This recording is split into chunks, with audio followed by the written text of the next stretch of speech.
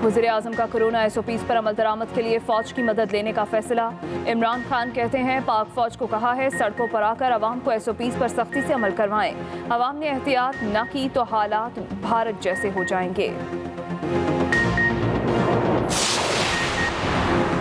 अफ्तार के बाद बाजार बंद, शहरी दिन के वक्त ईद की शॉपिंग करें। वफाकी वज़ीर असद उमर ने वाज़ेह कर दिया। रेस्टोरेंट्स में आउटडोर डाइनिंग पर भी पाबंदी आयद। हुकूमत का 5% केसेस वाले इलाकों में भी स्कूल बंद करने का फैसला। दफ्तरी औकात दोपहर 2 बजे तक महदूद कर दिए गए।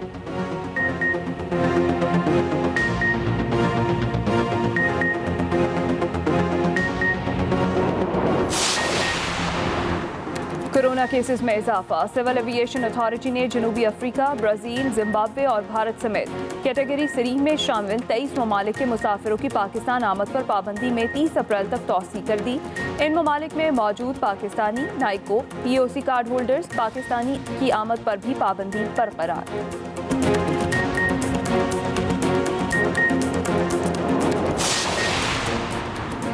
गरीब तबके की फलाह व बहबूद हुकूमत की अव्वलीन तरजीह है। वज़ीर-ए-आज़म इमरान खान का मरी में कोहसार यूनिवर्सिटी की इफ्तिताही तकरीब से खिताब। कहा सियाहत पाकिस्तान का मुस्तक़बिल है, हुकूमत का फ़र्ज़ है लोगों को सेहत और तालीम की सहूलियात फराहम करे।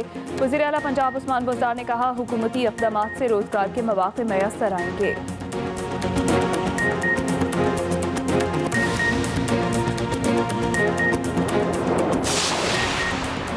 मुस्लिम लीग नून के सदर शहबाज शरीफ जेल से रहाई के बाद मॉडल टाउन पहुंच गए। जेल के बाहर हमजा शहबाज, राना सनाउल्लाह, पार्टी रहनुमाओं और कारकुनों ने इस्तक़बाल किया।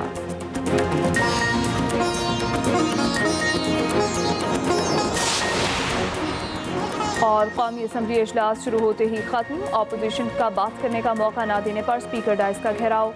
नून लीग, पीपल्स पार्टी और JUI अरकान ने एहतजाज रिकॉर्ड करवाया।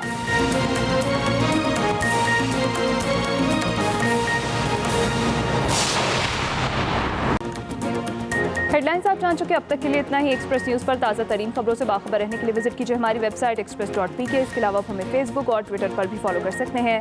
तो देखते रहिए एक्सप्रेस न्यूज़ और रखिए हर खबर पर नजर। कि आपने एक ही तकरीर में 5 तकरीरें कर दी। आसान नहीं है ये काम। माशाल्लाह बड़े जज्बात में आपने की और मुझे समझ आती हैं जज्बात, क्योंकि आपके इलाके के अंदर ये बड़े ज़बरदस्त काम हो रहे हैं। और ये मैं उस्मान बुज़दार आपको भी इसकी खराज तहसीन पेश करता हूँ, क्योंकि वो उस इलाके में ऐसे पहले कभी काम हुए नहीं।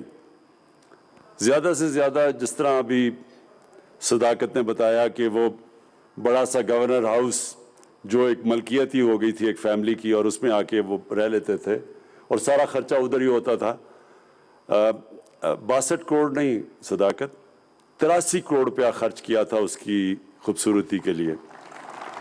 तो क्योंकि वो फैमिली का घर बना हुआ था तो उन्होंने बाकी तो इतनी ज़्यादा फिक्र नहीं की कि क्या होता है। ये पहली दफ़ा अब आवाम के लिए काम हो रहे हैं, जो आम लोगों की बेहतरी के लिए काम हो रहे हैं।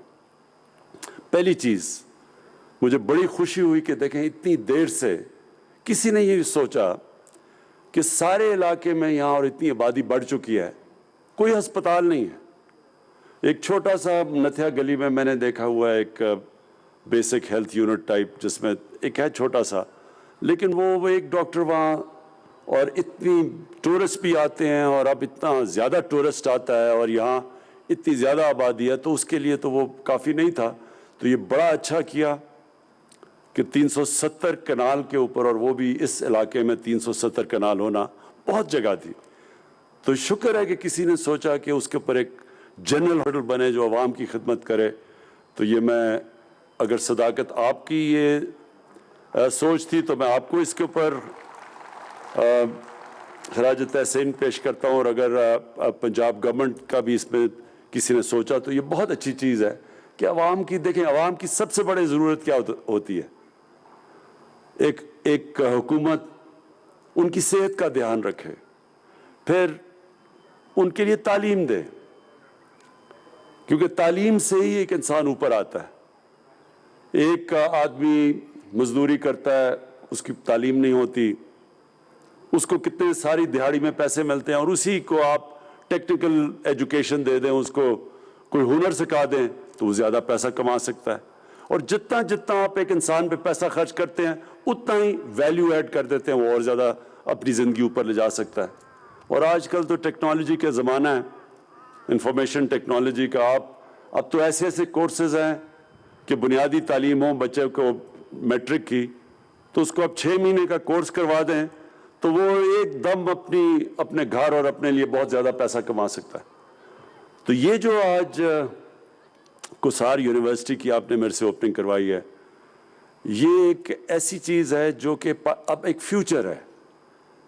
قوم وہ عظیم قوم بنتی ہے جو آگے کا سوچتی ہے.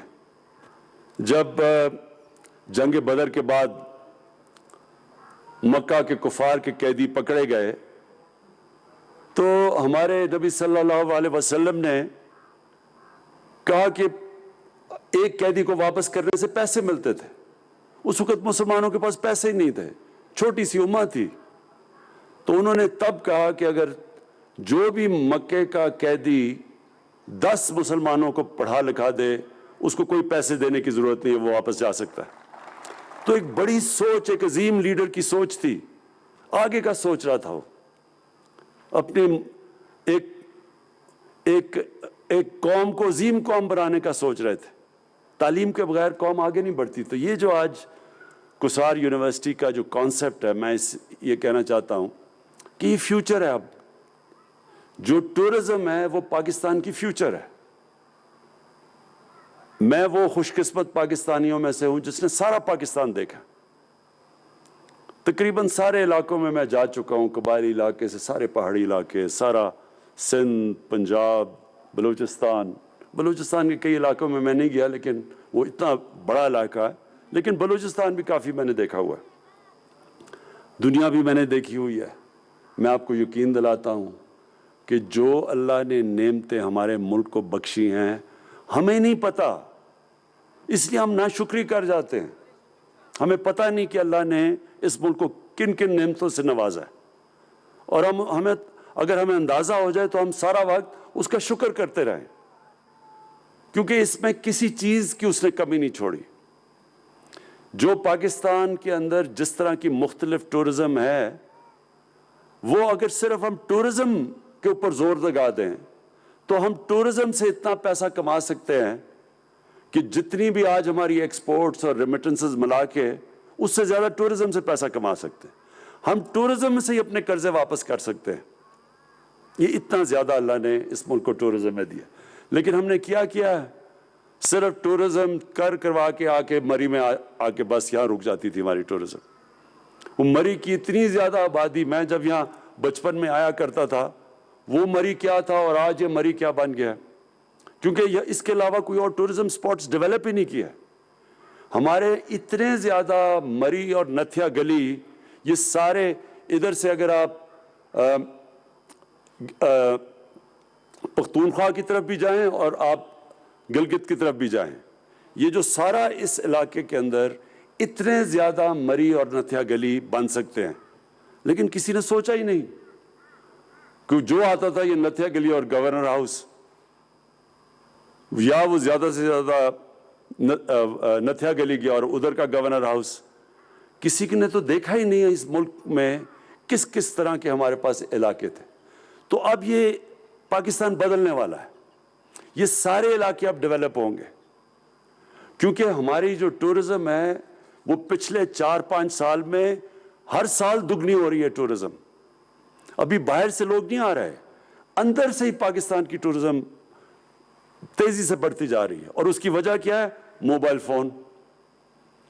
جو بھی کہیں جاتا ہے وہ موبائل کی تصویر لے لیتا ہے اپنی, وہ جب وہ اپنی فیس بک پہ لگاتا ہے, لوگ دیکھتے ہیں, لوگ سارے ادھر پہنچ جاتے ہیں. تو یہاں تو یہ سارا علاقہ کھلنے لگا ہے, اور ٹورزم ایک فیوچر ہے پاکستان کا. میں پھر سے کہہ رہا ہوں, صرف ہم ٹورزم ڈیولپ کر لیں ہم اپنے بیرونی ملک کے قرضے واپس کر سکتے ہیں. اور اس کے لیے یہ بہت ضروری تھا کہ اب تک ٹورزم کی ہمیں سمجھ ہی نہیں ہے. میں پھر سے مثال دیتا ہوں سوئٹزرلینڈ کی. ہمارا جو ناردرن ایریاز ہیں اس کا آدھا ہے سوئٹزرلینڈ, اور اس سے بہت کم خوبصورتی ہے سوئٹزرلینڈ میں ہمارے ناردرن ایریاز کے مقابلے میں. کیونکہ ہمارے ناردرن ایریاز میں تو آدھے دنیا کے جو 10-12 سب سے اونچے پہاڑ ہیں آدھے تو ناردرن ایریاز میں ہیں ہمارے. تو سوئٹزرلینڈ صرف اس لیے کہ انہوں نے ٹورزم کو ڈیولپ کیا ہے, ٹورزم کو سائنس بنایا ہے. وہاں اس طرح کی جو ہاسپٹیلٹی, جو ٹورزم کے لیے کورسز ہوتے ہیں, جو آج کوسار یونیورسٹی آپ یہ شروع کر رہے ہیں, اس طرح کے کورسز ہیں وہاں. وہ سمجھتے ہیں ٹورزم کو.